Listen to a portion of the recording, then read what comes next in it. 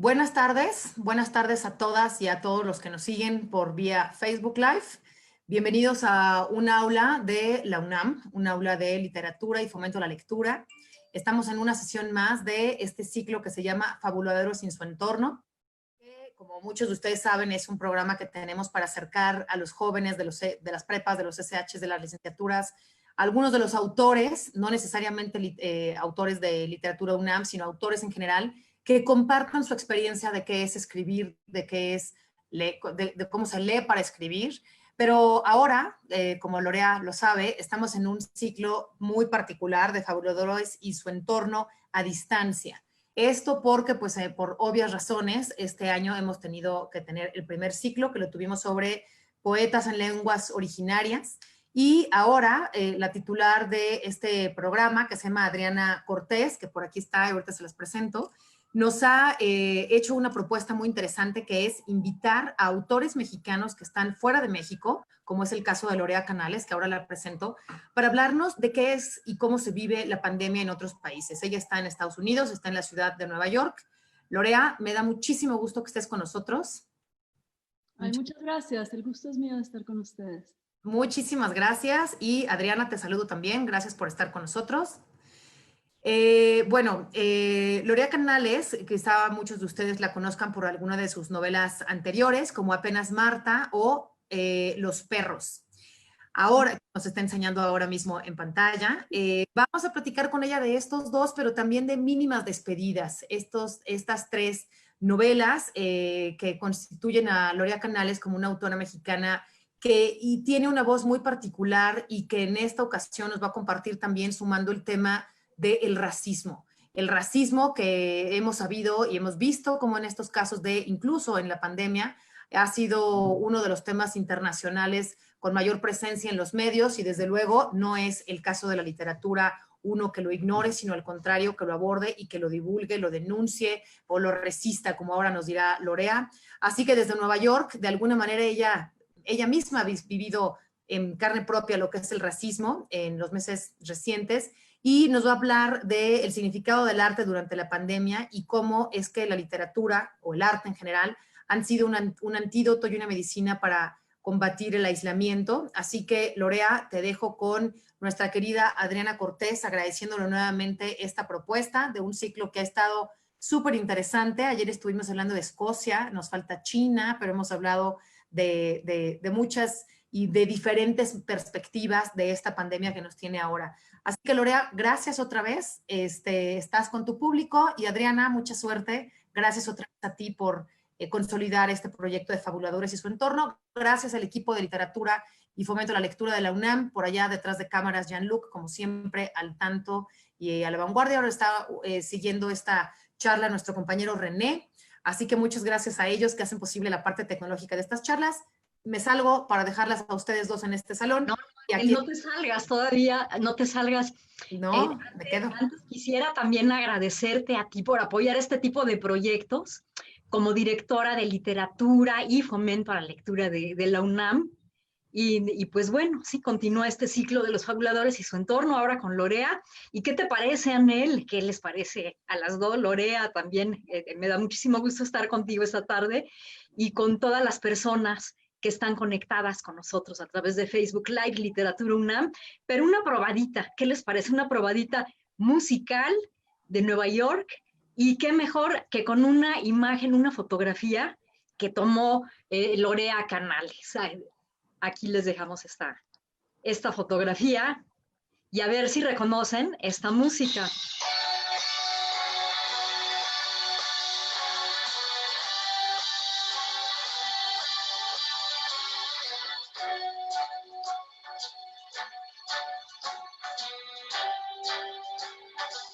Start spreading the news.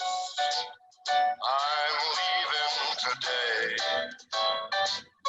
I want to be part of it. New York, New York.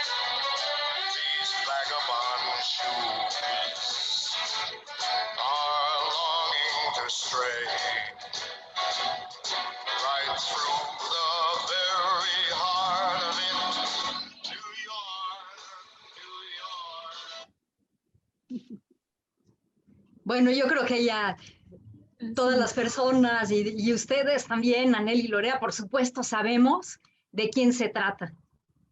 Es un himno de la ciudad, Frank Sinatra, por supuesto. Y, y es una canción que la gente realmente le cree de alguna manera, hablando de lo que es la literatura, lo que es la ficción. Esa canción es una ficción absoluta, pero la idea de si no la haces en Nueva York, o si la haces en Nueva York, la haces en todo el mundo, o sea, es una ficción. Entonces es un himno de amor, en cierta forma, pero es de Nueva York que la gente se imagina que es Nueva York.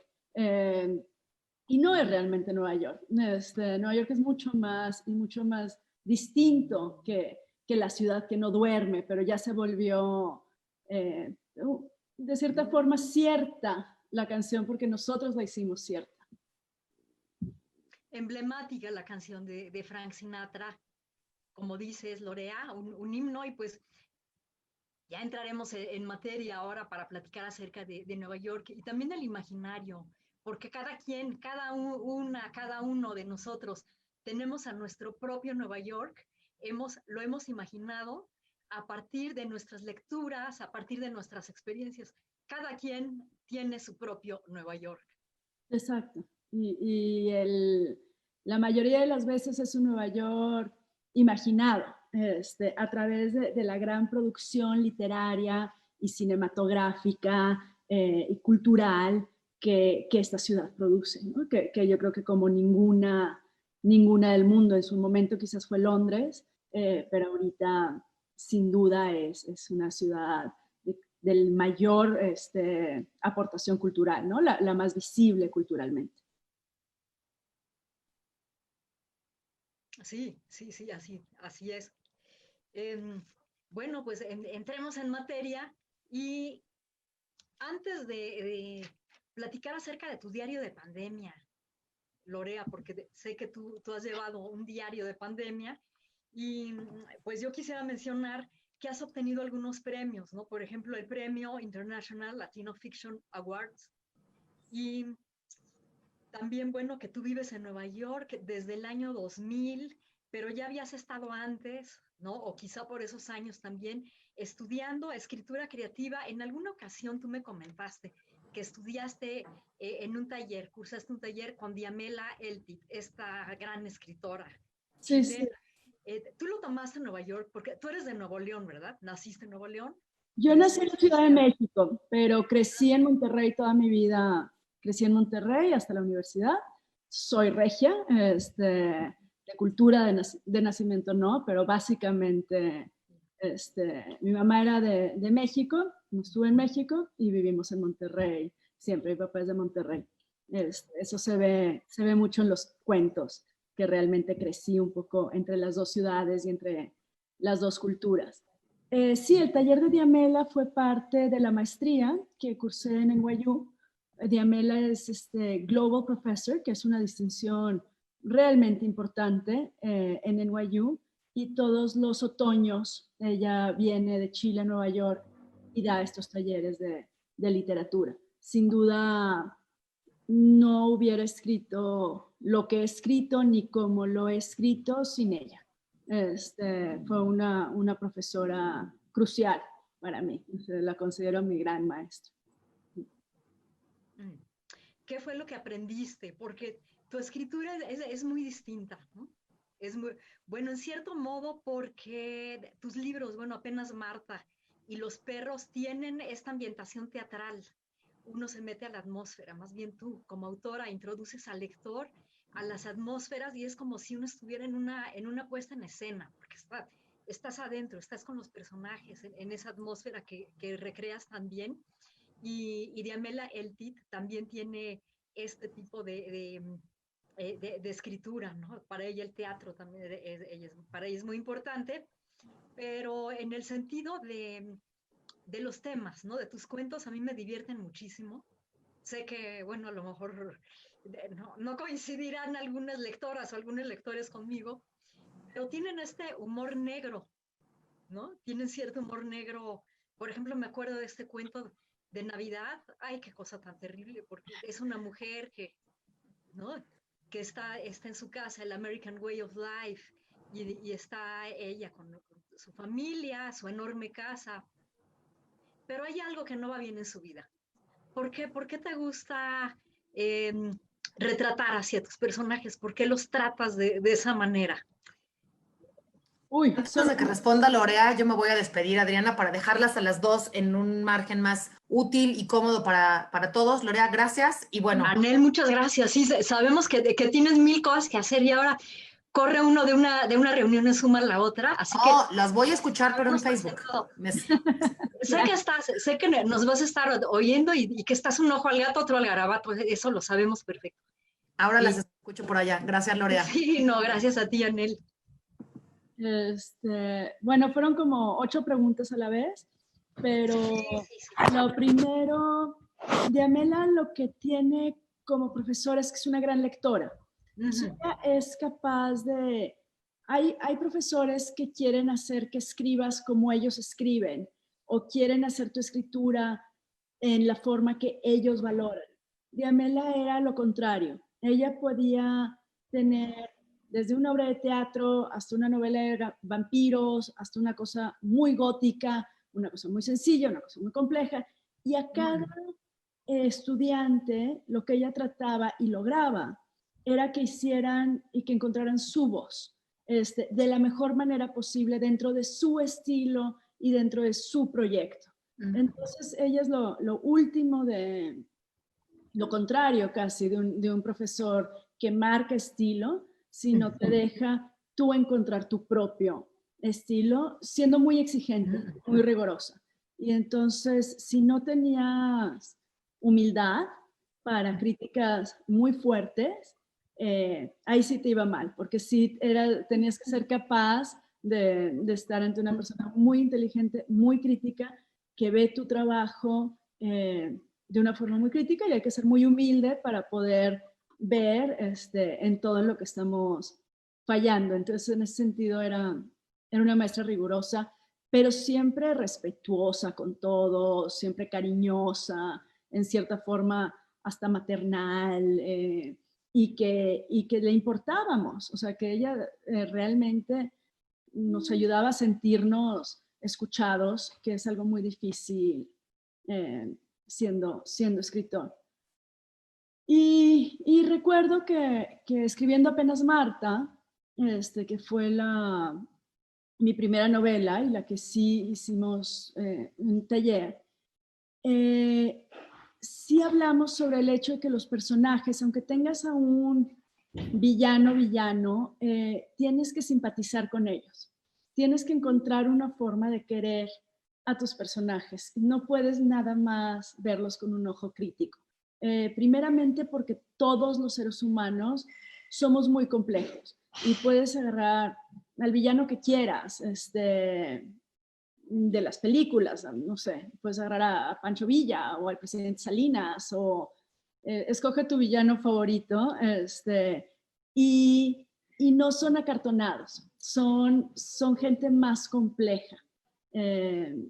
Entonces yo trato con esos personajes de darle eso, que son señoras, bueno, todos mis personajes, quiero verlos con simpatía y con cariño, pero a veces también estoy criticando una sociedad.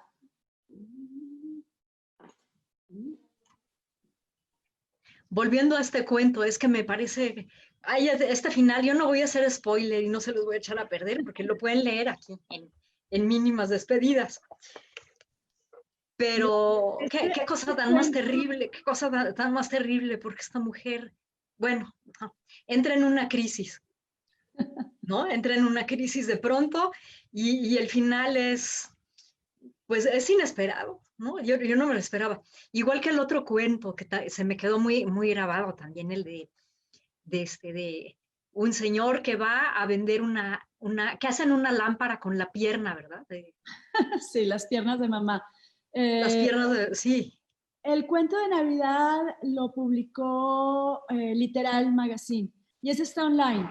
Sí, que por supuesto que quiero que vayan a Dharma Books y compren mis libros y los de todos los autores de Dharma, que son fabulosos, pero este también se encuentra online. Entonces, si nada más quieren leer este cuento, lo pueden encontrar en Literal Magazine, que es donde he publicado los diarios de pandemia, algunos cuentos, y es un gran sitio para los amantes de la literatura.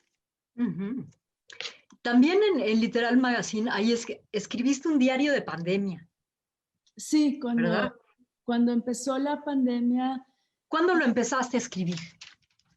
a principios de marzo, fue muy pronto porque dije, hubo un tiempo que yo publicaba mucho en revistas, bueno, y en el periódico, ¿no? Que entonces publicaba casi diario, semanalmente, pero ya no publico así, realmente me enfoco más en mis novelas que son de más largo aliento, en el proyecto de los cuentos, pero dije, si no empiezo a publicar con más rigor, semanalmente casi, y al final no fue semanalmente, lo fuimos extendiendo, me voy a volver loca. Entonces era una forma de mantenerme sana y de mantenerme trabajando y la ansiedad terrible. Ahorita es fácil que se nos olvide porque ya regresamos a una nueva normalidad.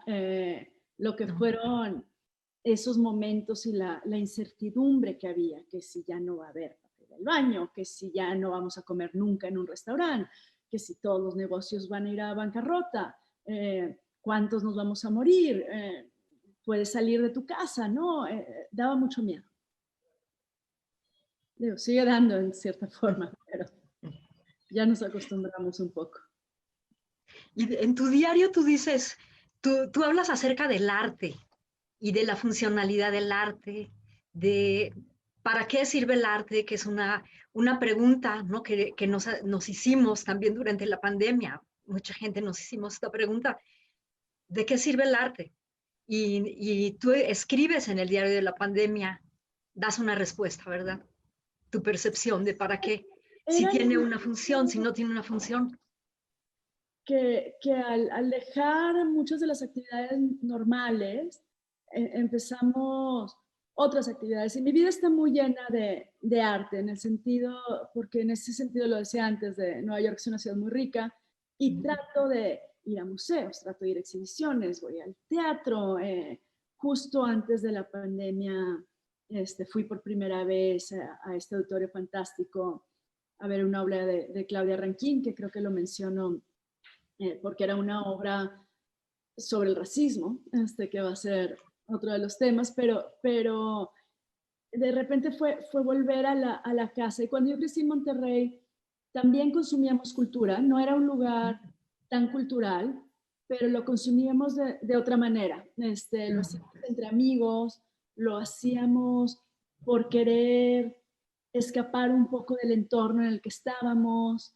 Entonces hacíamos cosas súper ambiciosas. Por ejemplo, rentábamos la película 1800 de Bertolucci, que es una película que dura 6 horas, y hacíamos ciclos de 3 horas una tarde y 3 horas la otra, y teníamos un grupo de amigos que realmente nos apasionaba el cine, la música, la literatura, nos dábamos libros, hablábamos de eso, y la pandemia volvió a hacer eso, volvió a hacer ver películas en la computadora, volví a ver La sombra del membrillo, una película fantástica que está disponible, que es sobre este pintor español, Antonio,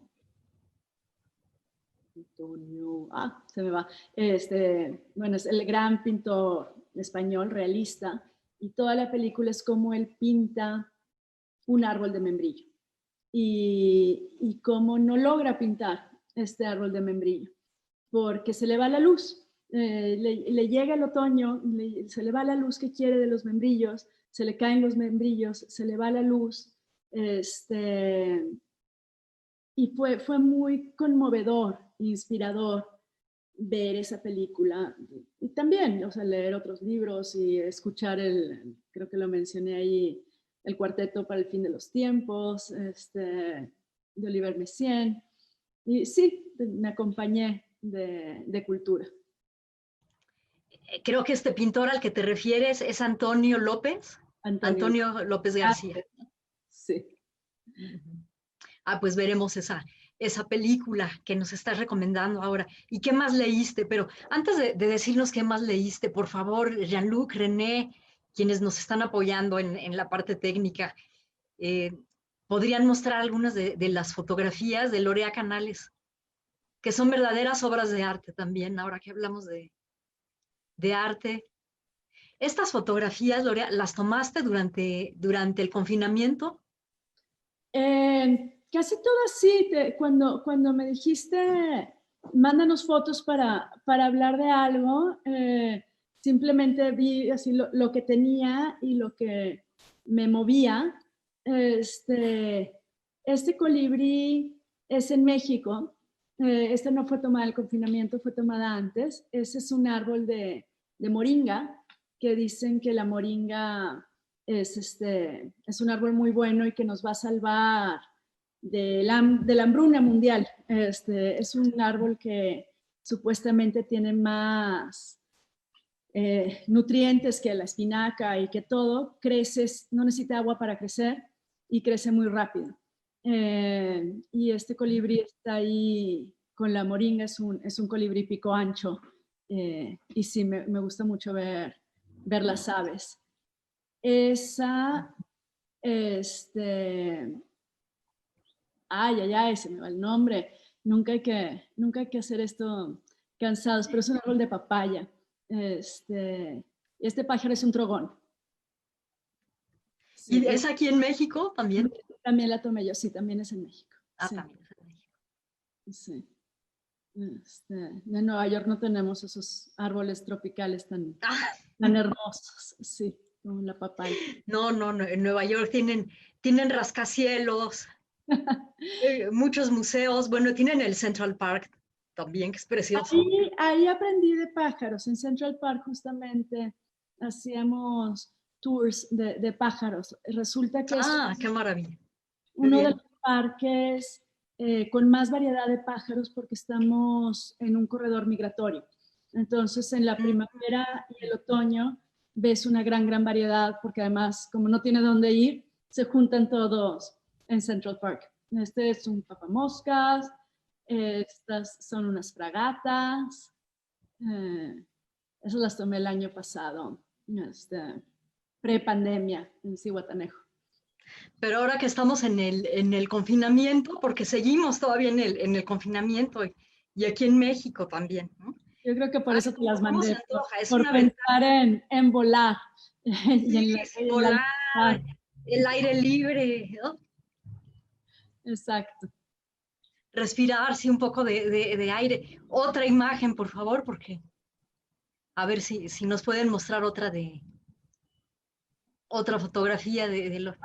Ese es mi perro, que aquí estaba hace un segundo al lado de mí. Es uno de mis grandes amores. ¿Y cómo se llama tu perrito? Se llama Nuno. Es un perro que rescatamos de un albergue. Me puedo poner en plan político y decirles que no compren perros, que los rescaten, que siempre hay perros que necesitan hogares. A Nuno lo rescatamos cuando ya era viejo, tenía 10 años. No, y ahora pues sí. 15. Es chimuelo, por eso se le sale la lengua. Ay, sí. Y aquí está. Estaba hace un segundo al lado de mí. Pero no obedece porque a perro viejo no le enseñas trucos nuevos. Entonces no lo puedo llamar a que venga. Viene cuando le da la gana. Bueno, y él te ha acompañado, ¿no? Durante la pandemia. Pero ¿qué lecturas te han acompañado también, Lorea? Muchísimo. Mira, casualmente tengo unas aquí, que no me preparé, pero como si me preparara. Estos son de Dharma. Es un misterio buenísimo de Miguel Cosío, que se llama Naturaleza Muerta. Y hay un asesinato. Y habla el muerto. Y es fantástico. Leí también Hematoma, de Yael Weiss, muy fuerte, es un libro muy, muy fuerte sobre el dolor, como lo dice el título. Lo leí antes porque lo presenté en Oaxaca, de Miguel Cane. Es una gran novela, una temática gay, que siento que hay pocos escritores mexicanos contemporáneos que hablen de esta temática. Entonces era muy refrescante porque lo he leído 1000 veces en libros americanos o libros traducidos o ingleses, pero no en libros mexicanos ambientados en México, de cómo se vive no solo un romance gay, pero un romance bisexual, o si se va tu novio con otro y no otra. Entonces una temática muy, muy real, muy verdadera, que a veces en México por la homofobia lo queremos no ver. Miguel Cane es muy valiente, lo pone al descubierto, y eso me gusta mucho. ¿Y por qué, antes de que sigamos, Gloria, por la imagen esta fotografía que tomaste también con la bandera gay que vimos al principio con la música de Frank Sinatra, ¿por qué la tomaste? Ahora que tocamos esta temática gay.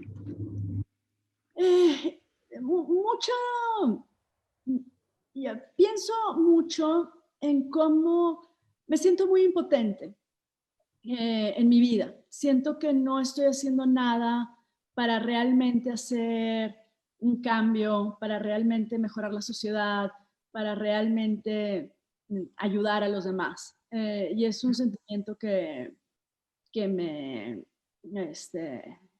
todos los días lo cargo conmigo. Y esta bandera, que es una manta, alguien la tejió. La tomé en el pueblo de Kingston, al norte de Nueva York. Entonces, si ves, es el trabajo de alguien que con las agujas y el hilo en su casa, me imagino, en una actividad que parece muy pasiva. O sea, tejer es un acto muy, muy femenino, que parece muy pasivo, que parece muy poco importante, y hace este cartel, ¿no? Esta manta con Black Lives Matter, que en realidad es lo que dice ahí, y esta persona está diciendo, estas vidas, mira, ya veniste, estas vidas, aquí están, son importantes. Saludos. Hola. Hola. Hola. Estas vidas son importantes. Y lo ponen en una calle. Y este acto es algo que todos podemos hacer. Y en cierta forma, al yo verlo, tomo la foto, ahora estoy hablando de eso. Entonces, por otro lado, no tenemos ni idea de lo que nuestras acciones, tan mínimas que parezcan, salen al mundo una vez que las echamos al mundo, que eso es lo que hacemos con la escritura, lo que estamos haciendo ahorita, echando nuestra voz afuera, nuestros tejidos, nuestras mantas, nuestras ideologías, y eso.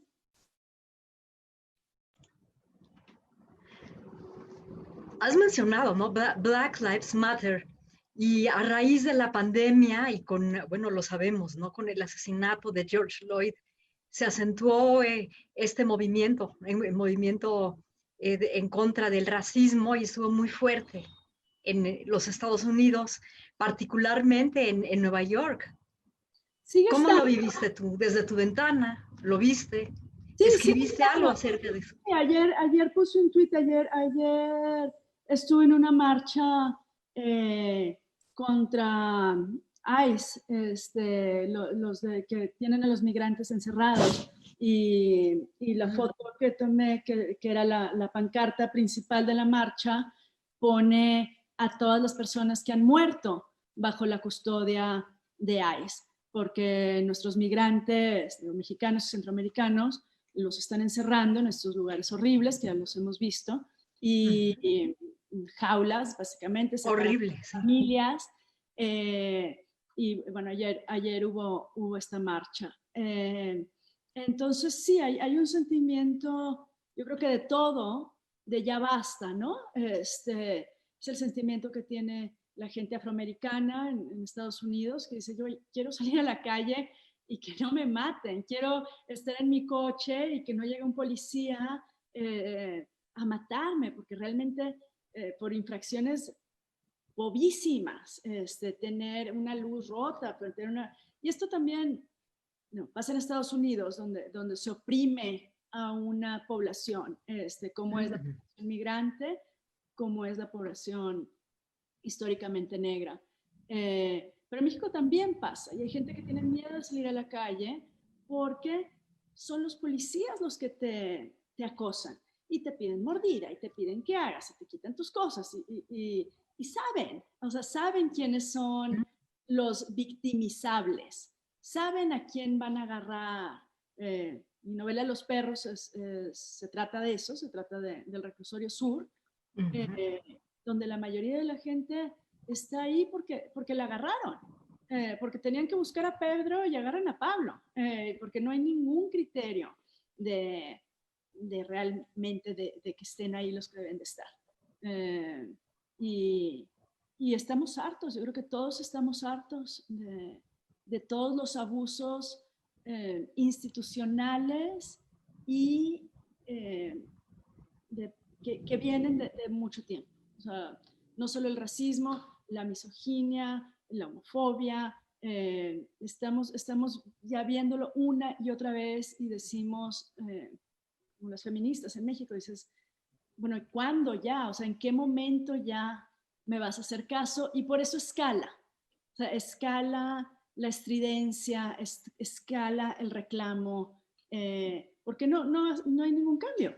Entonces la gente, por eso siguen las protestas y por eso tenemos que seguir clamando estos cambios, ¿no?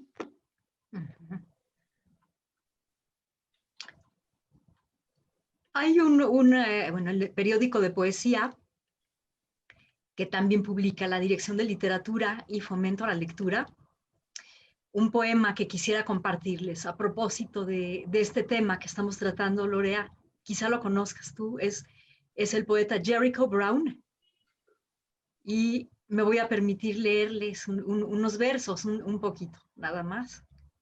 Se llama Balas sobre las IES, y dice: no voy a dispararme en la cabeza y no voy a dispararme por la espalda y no voy a colgarme con una bolsa de basura.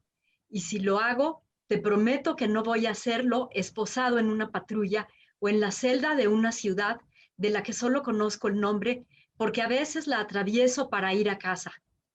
Sí, puedo correr el riesgo, pero te prometo que confío más en los gusanos que viven debajo del piso de mi casa para hacerle lo necesario a cualquier cadáver que lo que confío en que un oficial de policía me cierre los ojos como debería hacerlo un hombre que ama a Dios, o que me cubra con una sábana tan limpia que mi madre podría usarla para arroparme en la cama.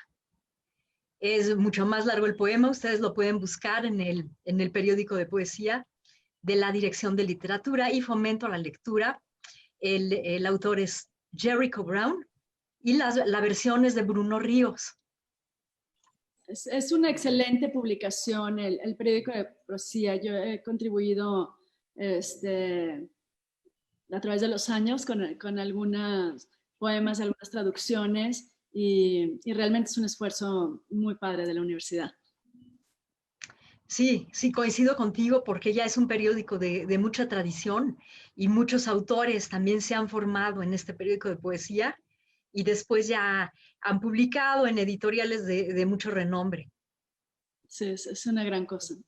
El periódico de poesía y en punto de partida también, pero periódico de poesía, bueno, ¿no? Ahí han publicado a grandes poetas también. Hace poco se publicaron los coordinadores, que son Hernán Bravo Varela, que es el coordinador, y el co-coordinador, Daniel Saldaña, París. publicaron algunos poemas de Rafael Cadenas, un gran poeta que está nominado al Premio Nobel, sí. Sí, entonces sí, solo este paréntesis. No, tienen Nada más. grandes poetas, muy, muy buenos. Mira, aquí hay unos poetas, Rosa Durán, Inti Santamaría. Leo mucha poesía.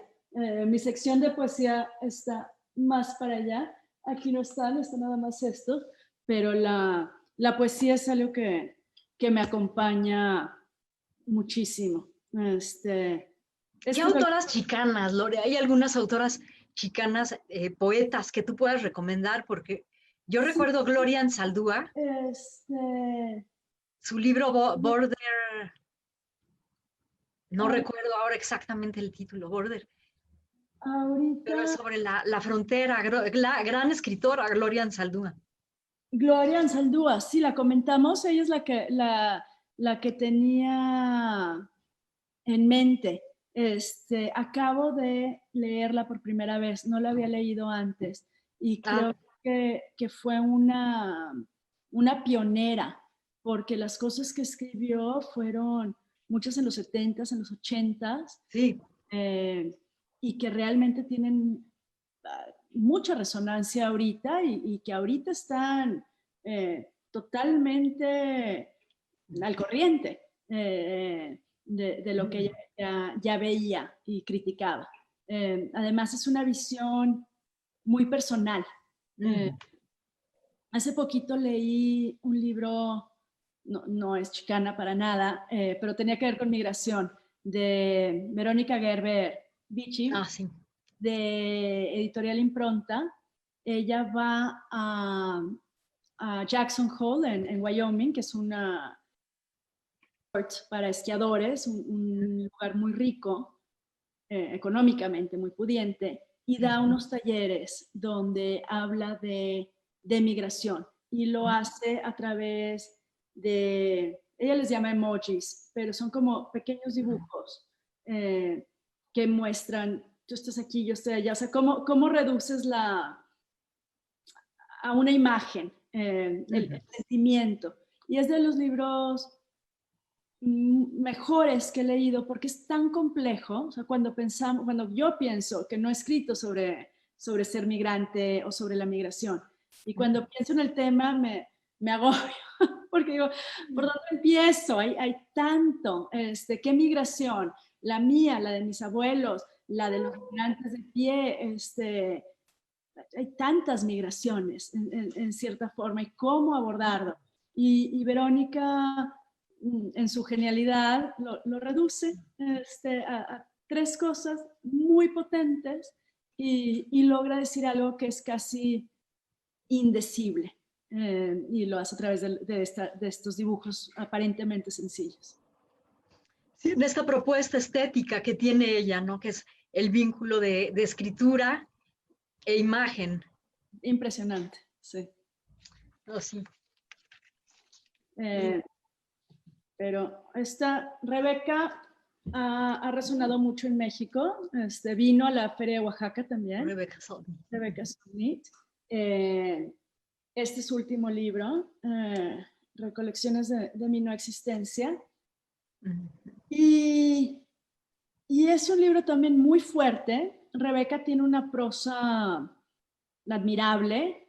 Cada oración de ella tiene una potencia feroz. Y yo ya la veo a Rebeca como alguien muy consolidada, como alguien muy importante, como una mujer muy poderosa, muy famosa, reconocida mundialmente, pero ella se remonta a cuando era joven y ella empezó a escribir y cuenta cómo le impidieron escribir, cómo le impidieron ser, todas las fuerzas machistas y misógenas que le decían, tú no vales, tú no eres nadie. Y habla también de toda la violencia que ella enfrentó como una mujer sola, una mujer, esta es una foto de ella, bonita, en un momento joven, excéntrica, y dice una frase muy fuerte, dice, a mí nadie me violó, pero pasé todo mi tiempo intentando evitar ser violada, ¿no? Entonces hay ahora con el movimiento Me Too, y ahorita no me acuerdo cómo se llama en México, pero hay todas estas narraciones de la violencia vivida que son muy fuertes. Hay muchos libros que recuentan estas experiencias que antes eran tabú, que ahora ya no son, y que la persona dice, no, yo no soy una víctima, yo soy una sobreviviente de este daño que se me hizo. Pero también hay que decir, los que no hemos sido víctimas directamente de un abuso así de terrible, también hemos sido víctimas, porque tienes que estarte cuidando y todo el tiempo tienes que estarte cuidando porque la amenaza está ahí y la amenaza está todo el tiempo. Y es terrible porque además tampoco puedes decir, las que no nos pasó fue porque nos cuidamos. No, claro que no. El violador te agarra, te cuides o no te cuides. Y ya me acordé, mi primer acoso. Y como vimos en el hashtag de mi primer acoso, la mayoría eran niñas de 7 años, de 8 años, de 11 años. Y los acosadores muchas veces eran absolutamente inevitables. Eran tíos, papás, padrastros, o gente en la calle que las acosó de una manera violenta y que marca mucho. Y es una violencia que las mujeres estamos expuestas todo el tiempo. Sí, claro. Y en tu narrativa tú has también tocado de algún modo, ¿no? Este tema en Apenas Marta, ¿no? Por ejemplo. Hay algunas escenas, no explícitamente, pero sí has abordado el tema. No, sí, lo abordo directa e indirectamente. O sea, en Apenas Marta es una violación que sucede dentro del matrimonio, que era algo que en México estaba permitido por la ley. Porque como era un derecho del matrimonio, era un derecho del Señor. Y si estabas casada, pues ni modo, de eso o sea, tú no tenías ninguna voluntad. Entonces, y sigue habiendo muchas leyes en Latinoamérica que ponen esto como una obligación matrimonial. Y la figura del estupro, que ya también está de salida, pero se radicaba con el matrimonio, por ley. Entonces un señor podía engañarte, tener relaciones contigo, pero si te ofrecía matrimonio, ya. Porque entonces quería decir que sus intenciones eran honestas y dentro de la ley. Es increíble ver esto. Qué terrible. Son figuras que están vigentes. Y ahí entra también tu visión como abogada, porque tú estudiaste Derecho también, entonces eso se refleja en tu escritura, en tu narrativa, en toda tu obra, ¿no? En Los Perros también, allí también. La formación universitaria que es tan importante y que sí, desafortunadamente no estudié letras para poder escribir mejor, pero estudié leyes y me da una manera de pensar que agradezco. Hay algunas preguntas y algunos comentarios. Claro. De las personas que están conectadas. Por ejemplo, bueno, a ver, Guillermo Ibarra dice, él pregunta, ¿cuántas veces corriges antes de publicar? Y luego también pregunta, Guillermo Ibarra, ¿escribes frente a la pantalla? No, Guillermo, escribo a mano, que no lo tengo ahorita, en un cuaderno, siempre con el mismo tipo de escribo con pluma fuente.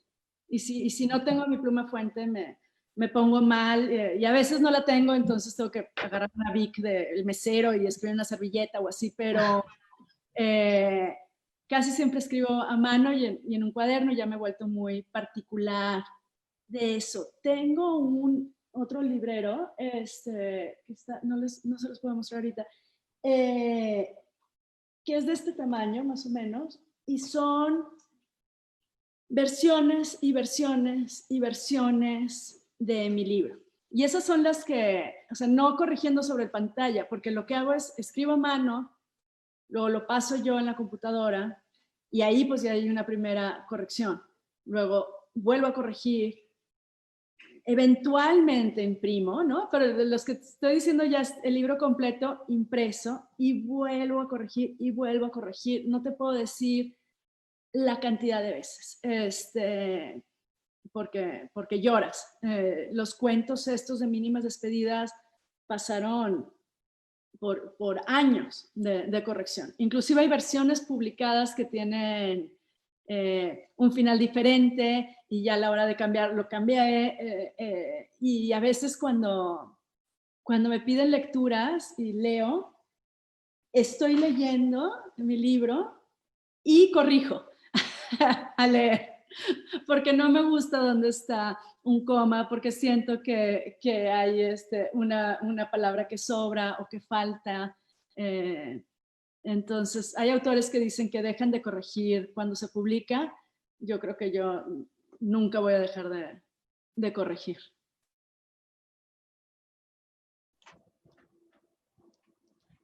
Tus novelas, bueno, y tus cuentos también, son novelas sin ficción, son crónicas.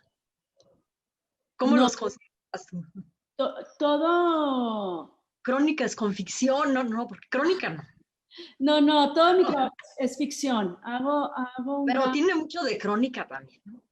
Bueno, no, o sea, les engaño a todos, ¿no? O sea, parece... Ah. Sí, parece que sucedió y parece que me pasó a mí o que parece que le pasó a mi prima o parece que yo conozco a alguien que eso pasó.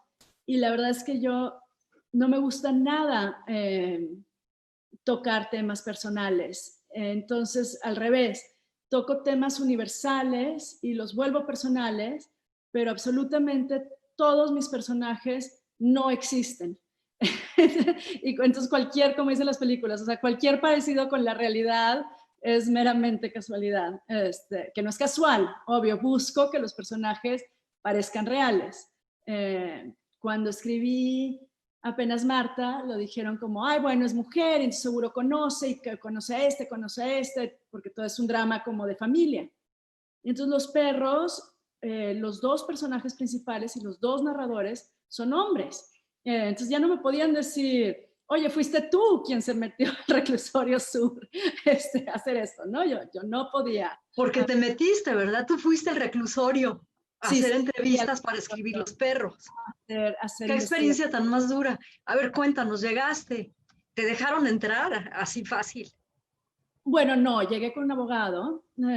Conozco muchísimos abogados por mi trabajo, principalmente en el periódico Reforma. Entonces, todos los años de reporteo me abrieron y me hicieron muchas muy buenas amistades con abogados, muchos miembros de la Barra Mexicana de Abogados Penal, inclusive un tiempo me invitaban a sus reuniones, y un buen amigo abogado que tenía un cliente con una historia terrible, me llevó. Entonces, no, vas con permiso, con todo. Además, aquí pasé yo este cliente era un hombre rico, de una familia pudiente, entonces pasé al dormitorio donde están los ricos, que es diferente que los otros, y el preso, creo que puedo decir su nombre, Rafael, me compartió su experiencia. Y eso fue muy fuerte porque él escribió muchas de sus experiencias personales en el reclusorio. Él era la segunda vez que estaba preso por diferentes cuestiones de fraude. Y eso sí, pasarme las hojas escritas a mano, que las tengo, las tuvieron que contrabandear fuera de la cárcel por medio de sus abogados, que no eran mi amigo abogado. Y eso sí fue fuerte, recibir esos folios escritos muy ilegalmente y contrabandados. Bueno, es que una no sale de tus cuentos y de tus novelas así nada más, así tan fresca, ¿eh? No, no, también en mínimas despedidas, estas despedidas tan imprevistas que ocurren, ¿no? De repente, por eso se llama así el común denominador, ¿no? De todos los cuentos aquí, en mínimas despedidas. Sí, me encontré con Son la... parejas que de repente se separan, pero uno no se esperaría este final. Rosario Castellanos en uno de sus cuentos como epílogo, dice, cita un refrán náhuatl, que solo dice así, refrán náhuatl, no dice más, pero dice, solo estamos en este mundo para conocernos. Y al leer esa frase, para mí fue así como, entendí de pronto todo. Entendí qué hacemos en este mundo y entendí que solo estamos aquí para conocernos. Y esa frase dice, para conocernos a nosotros mismos y para conocernos los unos a los otros, ¿no? Abarca las dos cosas. Entonces, ese es lo que realmente informa estos cuentos, que es cómo nos conocemos a través de los otros y en las relaciones de los otros, ¿no? A veces cuando alguien, por ejemplo, nos hace enojar y dices tú, les contestas horrible, ¿no? Y luego dices, wow, yo no sabía que yo era tan mala. ¿Cómo llegué a contestarle así o a decir esa cosa tan hiriente? Y así nos conocemos a nosotros mismos a través de los otros.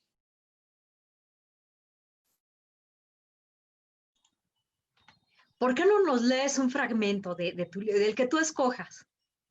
De alguno de tus libros, de Apenas Marta o de Mínimas Despedidas. Aquí tengo a Mínimas Despedidas.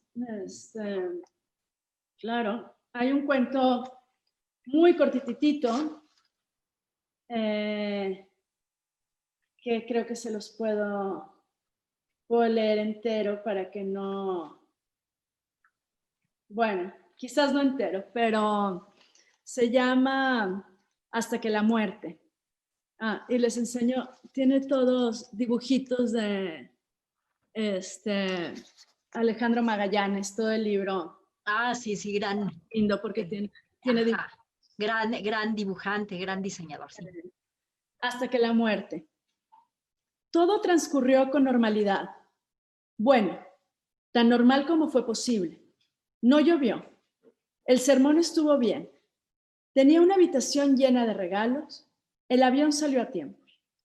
Como tanto me habían advertido que no me entusiasmara, no me entusiasmé. Sucedió la primera vez en un acantilado. Salimos a caminar por los senderos de la costa rugosa. Eran estrechos, sobre altos precipicios, donde las olas rompían con fuerza. Cuando llegamos a la cima más alta, pensé que lo podría empujar por el despeñadero. Lo podría empujar, y no había forma de que sobreviviera. Su cuerpo caería hasta las rocas, entre las rocas y el mar. Imposible salir nadando. Pero, ¿qué si sobrevivía? ¿Qué si caía justo donde no había piedras y la ola, en lugar de ahogarlo, lo sacaba ileso? ¿O qué si tenía excelentes reflejos y lograba atraparme de la mano o del tobillo y nos íbamos los dos por los aires? ¿O si encontraba una roca o un palo y detenía la caída? Parecía tan fácil empujarlo. Imaginaba hacerlo con mis dos manos. Quizás luego de fingir abrazarlo de espaldas. Pero entonces él extendería sus brazos para tomar mi cintura. No podía calcular cuánta fuerza necesitaría. Si era necesario impulsarme, tomar vuelo. Estaba tan cerca del abismo que con solo soplar podía hacer que se cayera. Soplé. ¿Qué haces? Intento chiflar, a ver si hay eco. ¿Eco? Frente al mar abierto. Además, no sabes chiflar. Soplé de nuevo, pero no salió ningún silbido. Aquí les dejamos.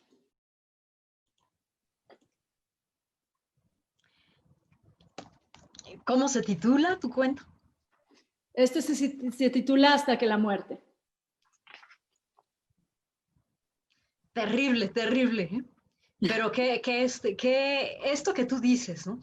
¿Qué odio debe tener esta mujer para llegar a cometer esta acción o llevarla a decidir cometer esta acción que tal vez ella no sería consciente en otras circunstancias de lo que sería capaz, pero al extremo al que llega, ¿no?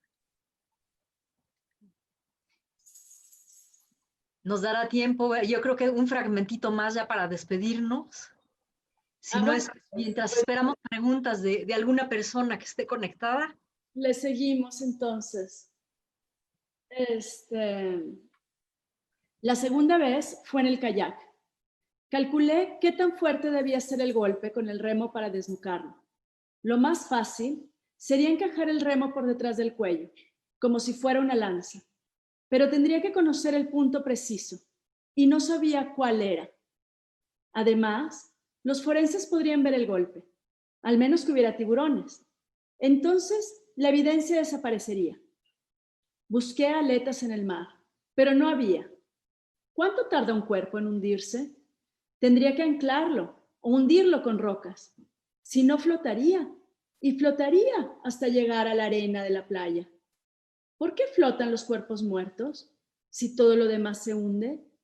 Para inculpar al asesino. Una cuestión de moral y no de ciencia. Tendría que ser un golpe fulminante. ¿Cómo se administra un golpe mortal para que cayera inconsciente? Recordé la película del talentoso señor Ripley, donde le tuvo que dar repetidos golpes antes de que cayera. No soportaría si él me mirara. Debía morir casi sin darse cuenta, sin que hubiera lugar para el error. Quizás lo mejor era esperar a que volviéramos a México. Los detectives ahí no son rigurosos. Él podía beber mucho. Podía llegar a beber tanto como para caer tumbado. Una almohada, entonces. ¿Funciona lo de la almohada? Y sí, ¿por qué no se hace con más frecuencia? Eso parecía tan fácil. En las películas solo era cuestión de tiempo. Después de un rato, la víctima gruñía un poco, daba unas pataditas y quedaba tiesa. Decidí esperar hasta llegar a nuestro hogar. No me urgía deshacerme de él. Solo tenía muy presente eso de hasta que la muerte nos separe, y quería mantener mis opciones abiertas.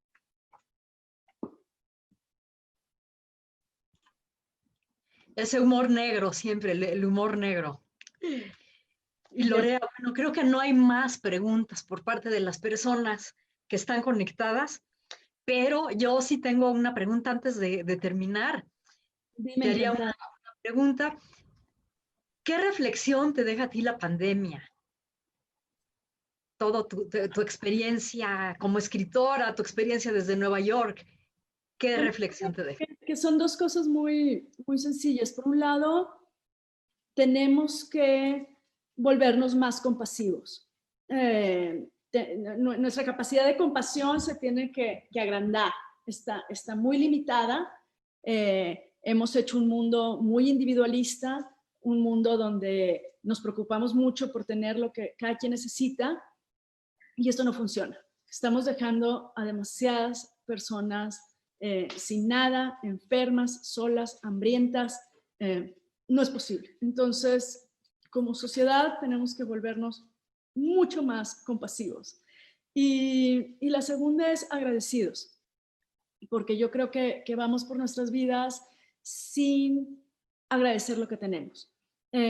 Vamos por nuestra vida queriendo más, vamos por nuestra vida envidiando al otro, vamos en la vida pensando en todo lo que no tenemos. Y yo creo que la pandemia nos dio una visión de valorar lo que sí tenemos, de lo importante que es ver a un abuelo, ver a una abuela, ver a unos amigos, cosas que dábamos por hecho, que yo a veces decía, ay, qué flojera ir a la feria del libro, otra mes, y de repente es como, qué tesoro, qué privilegio, qué cosa más importante ver